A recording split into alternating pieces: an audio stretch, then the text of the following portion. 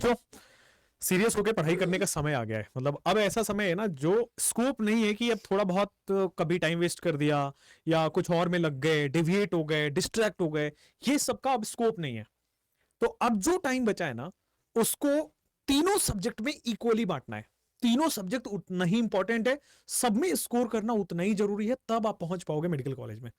अच्छा केमिस्ट्री की बात करते हैं तो केमिस्ट्री में ऑर्गेनिक पार्ट में बहुत कम डिलीट हुआ, फिजिकल और इनऑर्गेनिक से अच्छा खासा डिलीट हो गया, टोटल मिला के 10 चैप्टर डिलीट हो गया।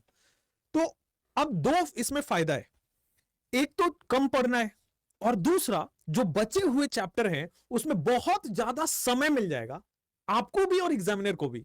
यानी कि बचे हुए चैप्टर को आपको ज्यादा समय मिल गया पढ़ने के लिए, एग्जामिनर को उन्हीं क्वेश्चन में से ज्यादा, उन्हीं चैप्टर में से ज्यादा क्वेश्चन बना देना है।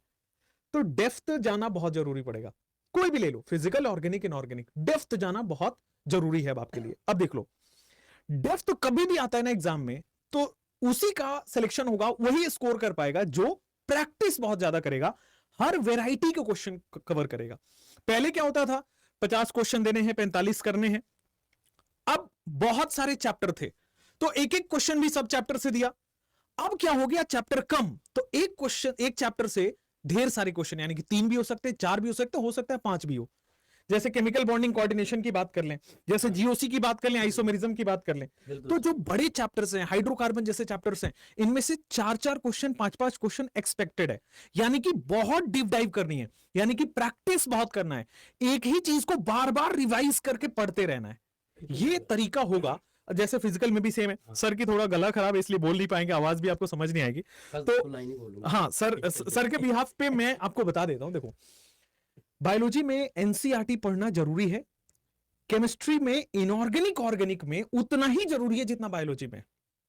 फिजिकल केमिस्ट्री का तरीका अलग होता है, बट ऑर्गेनिक, इनऑर्गेनिक में हर लाइन, हर इन टेक्स्ट क्वेश्चन, हर बैक एक्सरसाइज को सॉल्व करना है, और एग्जाम्पलर कर दिया तो सोने पे सुहागा हो जाएगा। ठीक है, अब देखो क्या करना है, चैप्टर वाइज थोड़ा सा वेटेज एनालिसिस करना है। अब एग्जाम उस डायरेक्शन में है, यानी कि अब हमें केमिकल बॉन्डिंग में ज्यादा समय लगाना है, कोऑर्डिनेशन में ज्यादा समय लगाना है, अब हमें जीओसी में ज्यादा समय लगाना है, हमें आइसोमेरिज्म, हाइड्रोकार्बन में ज्यादा समय लगाना है। क्यों? बड़े चैप्टर्स है।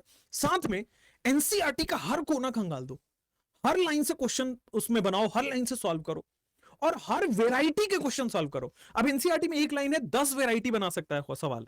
क्या आपको 10 वेराइटी पता है? ये डिसाइड करेगा कि आपका सिलेक्शन कितना अच्छे से हो रहा है। ठीक है सर, मैं फिजिकल के लिए 2 बातें बोल देता हूं। हाँ। देखो यार बच्चों, सिलेक्शन के लिए सबसे ज्यादा जरूरी है आपका दृढ़ निश्चय कि आप सेलेक्ट होने के लिए बिल्कुल पक्के हो या नहीं हो। मतलब आपके दिमाग में फीड होना चाहिए कि हमें सेलेक्ट होना ही होना है। फिर आती है प्लान की बात, जो हम लोग आपके साथ डिस्कस कर रहे हैं। फिजिकल केमिस्ट्री की बात है तो यार कॉन्सेप्ट बेस्ड चीज है, जितना ज्यादा क्रिस्टल क्लियर कॉन्सेप्ट होंगे उतनी जल्दी सेलेक्ट होंगे। इसकी गारंटी हम लोगों की है कि जो कॉन्सेप्ट पढ़ाए जाएंगे उन्हीं से क्वेश्चन आएगा। क्यों?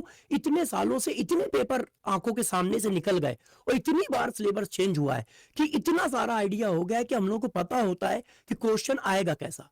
वो भी बता देंगे किस तरह क्वेश्चन आना है, मगर सेलेक्ट होने की जिम्मेदारी तुम्हारी होती है, क्योंकि वो क्वेश्चन पेपर में तुम बैठ के सॉल्व करोगे। तो तुम्हारा काम होगा उन कॉन्सेप्ट को याद रखना, जो टीचर पढ़ाए उसको आंख बंद करके फॉलो करना। जैसे आप अपने बारे में अपनी माँ बाप की बातों को आंख बंद करके फॉलो करते हो, उसी तरह आंख बंद करके टीचर को फॉलो करना है। सिलेक्शन आराम से हो जाएगा। केमिस्ट्री में जो कुछ भी आएगा हम दोनों लोग मिलकर सब पढ़ाएंगे और सब कुछ नोटबुक से ही आएगा, इसकी गारंटी दे रहे हैं। बस क्वेश्चन की लैंग्वेज थोड़ी बहुत हिली डुली होगी, चेंज होगी, और क्वेश्चन में कॉन्सेप्ट सारे वही आएंगे, वही कॉन्सेप्ट आएंगे, है कि नहीं सर?